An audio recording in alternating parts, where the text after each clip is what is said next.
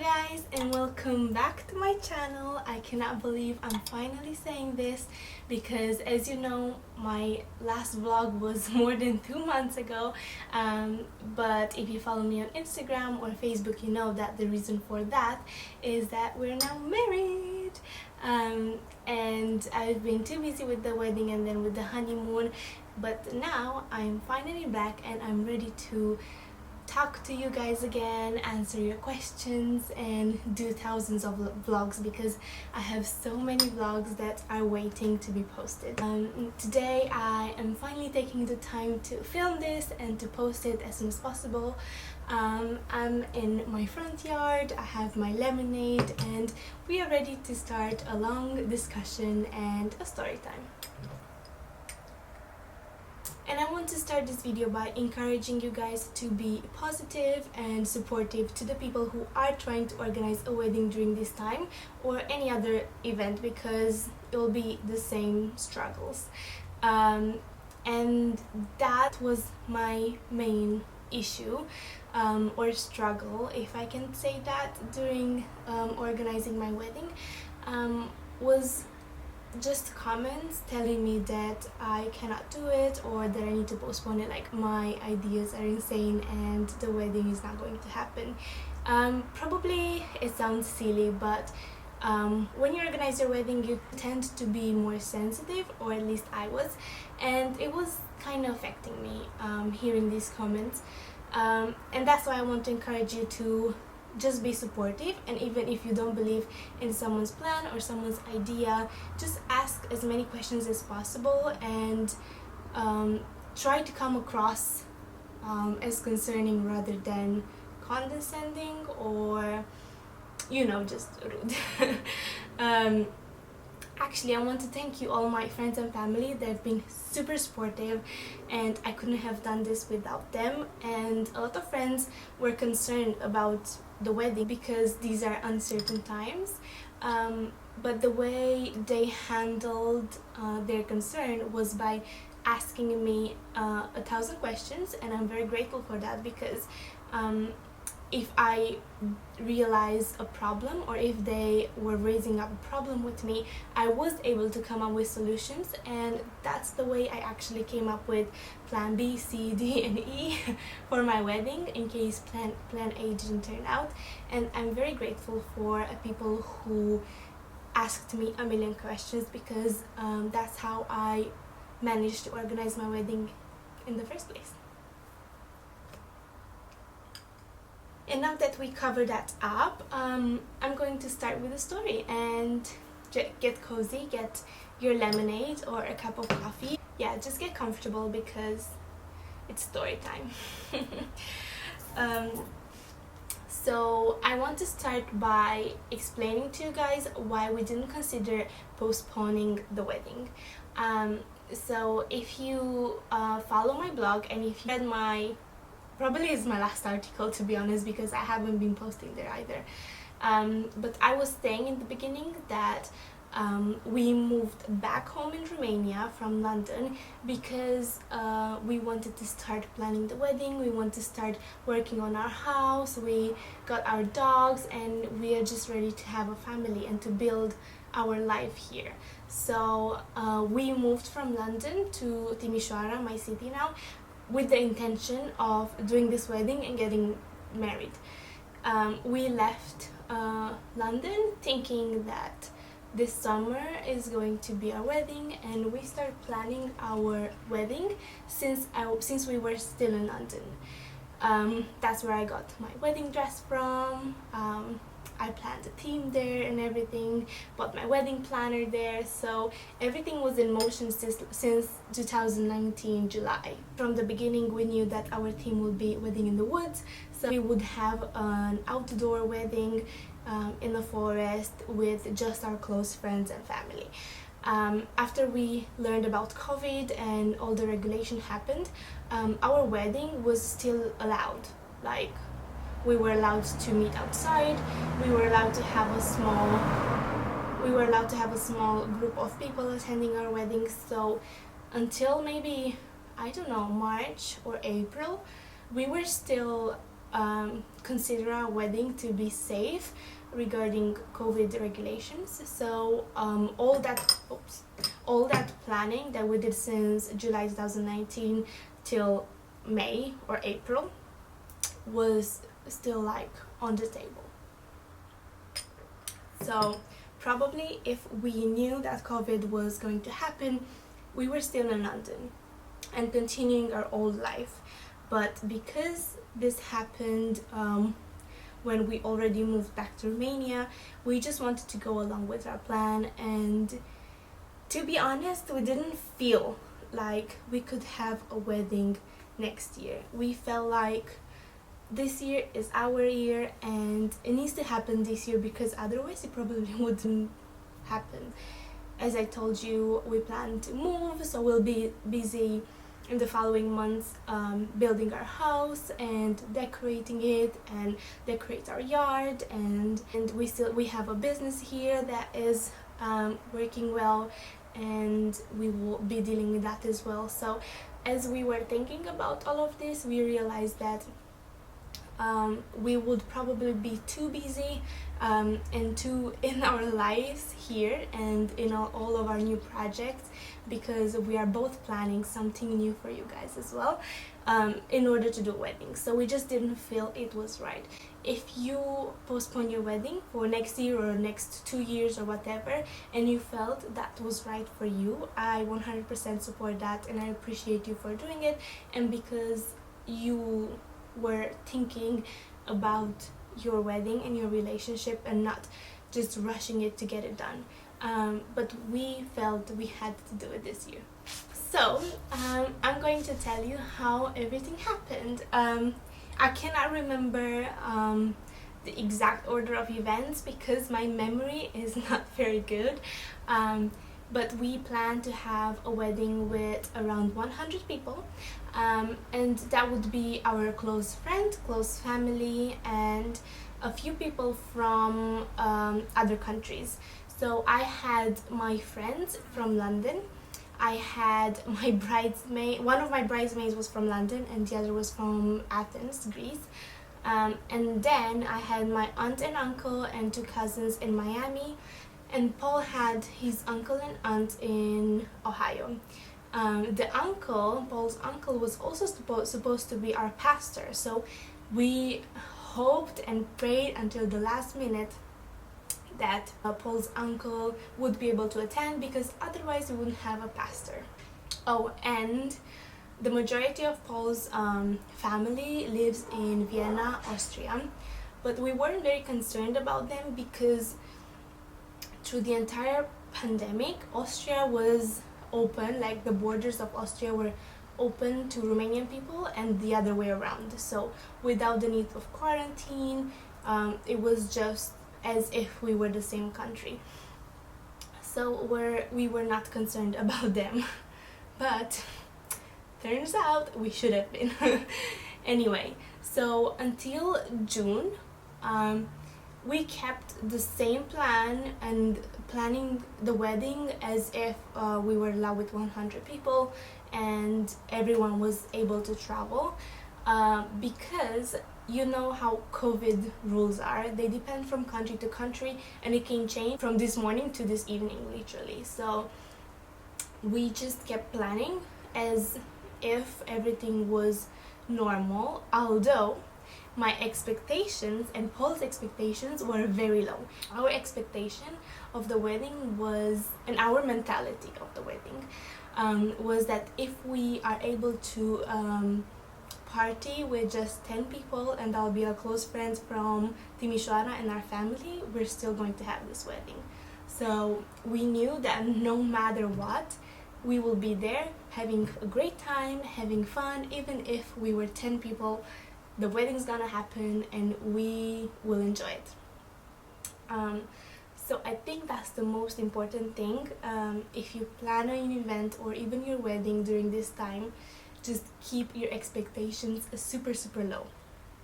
Just think that you will have fun and you will enjoy it, even if it's just you and your partner and the photographer. And that will make your entire evening and your journey and everything, because if I look back now, I really enjoy all the planning that went into it, all the DIY, the making of wedding invitations, everything. My throat is very dry. Excuse me.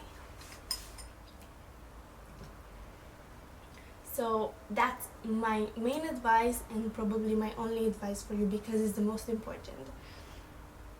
Keep your expectations super low and a positive attitude.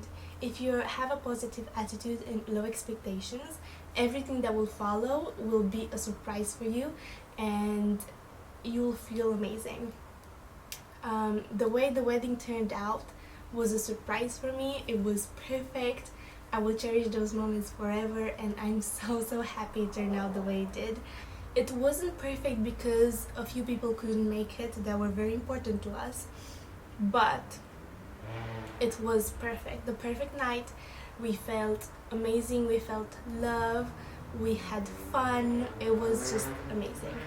But to go back to my point and my story, we were praying until the last moment, till July 20th something, that Paul's uncle was able to come because he was our pastor.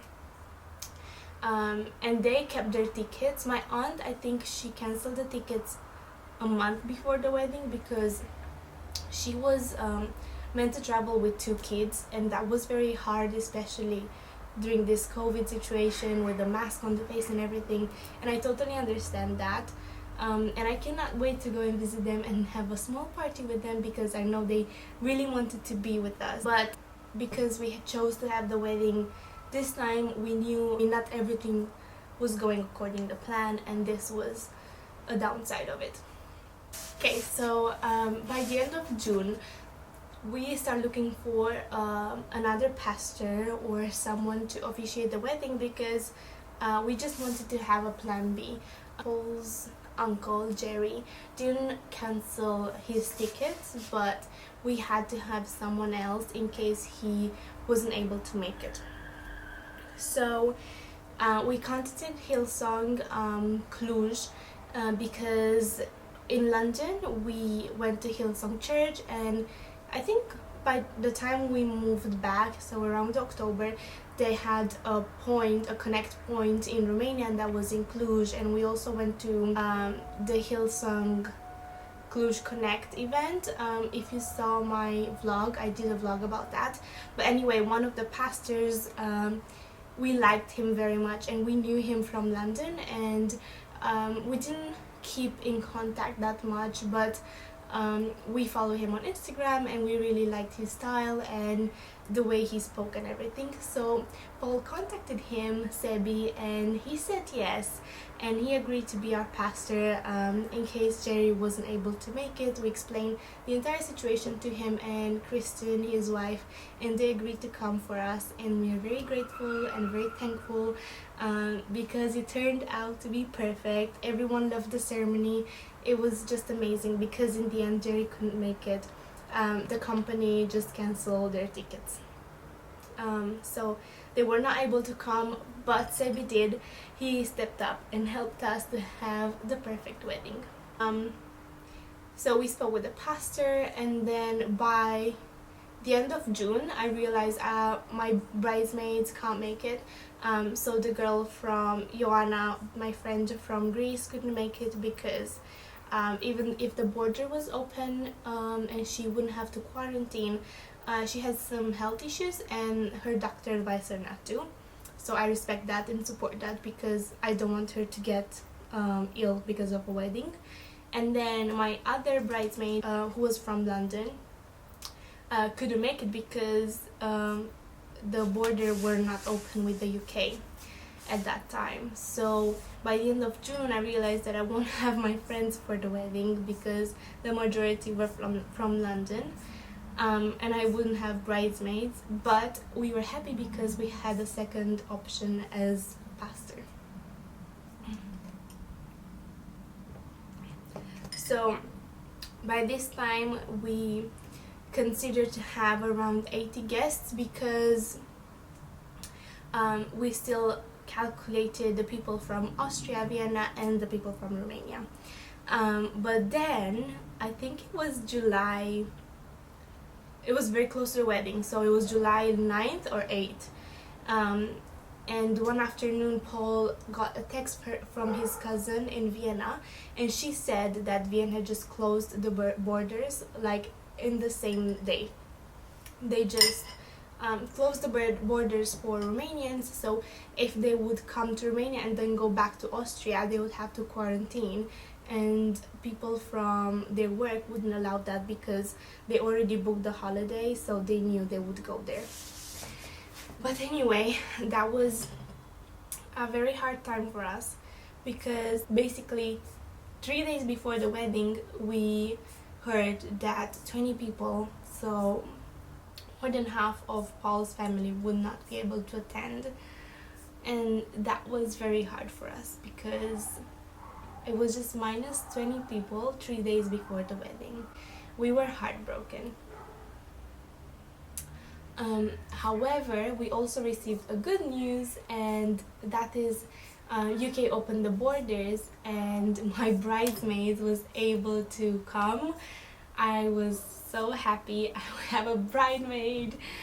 I messaged her, it was like 5 a.m. in London, and I messaged her and said, buy your tickets, you can come, we're gonna sleep together, we're gonna have fun, we're gonna watch Grey's Anatomy. I was so happy. We didn't have time to do all of this, but she spent the weekend here and it was amazing, and I'm very thankful because she had to quarantine when she went back, but she was the biggest help. She was so supportive. I missed her so much, and I miss you right now, Andrea, if you're watching this. But yeah, 20 people were not able to come from Vienna, but my bridesmaid was able to come from London. Although the notice was way too short for my other friends and they couldn't make it, especially they have to quarantine back, and they couldn't just miss work for 2 weeks. So in the end we have 65 people, but the wedding was beautiful. I felt there were so many people because we interacted and drank and had fun and ate with all of the people. So I don't know if I could have managed to speak with so many people if there were more. But I hope everyone enjoyed our wedding. Many people came to us and said that they had a great time, so I'm happy about that. And for us, it was perfect. There's one more practical advice that I want to give you. If you're organizing your wedding during this time, just make sure you put this new clause in the contract. So a lot of companies will give you a standard contract to sign for cake, for location, for restaurant, for photographers, videographers, whatever, music, and that's fine, but in none of these contracts will be this new clause, and you have to insist for them to add it. So just tell them, well, in case something else happens with COVID or a new regulation from the government comes up, we need to make sure we can postpone the wedding. So if we couldn't have our wedding because of COVID and because of our government put a new law from this week to next week or today for tomorrow, we would still be covered, and the money we paid for the cake, for example, was still held by the company. So for example, if I paid the cake or half of the price for the cake, and the government in Romania would say there's a new law that you were not allowed to have a gathering of people outside bigger than 10 people, and we would have to postpone the wedding because of this, then the company with the cake would still keep the money for the cake, and we will just think about another date, and we wouldn't lose the money. So that's what you have to do with everyone, and people are very understanding of this. We didn't have troubles with anyone, especially with Dan from Roca Borona, where we had our wedding.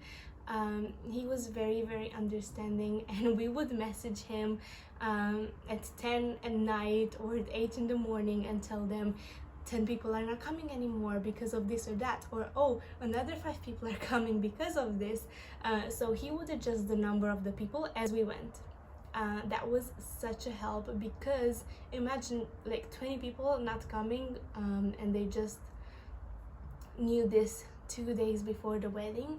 And he was so helpful because we didn't have to pay any extra menu. We paid exactly for the people who came, and that was amazing. They have an amazing heart, and I recommend them 100%.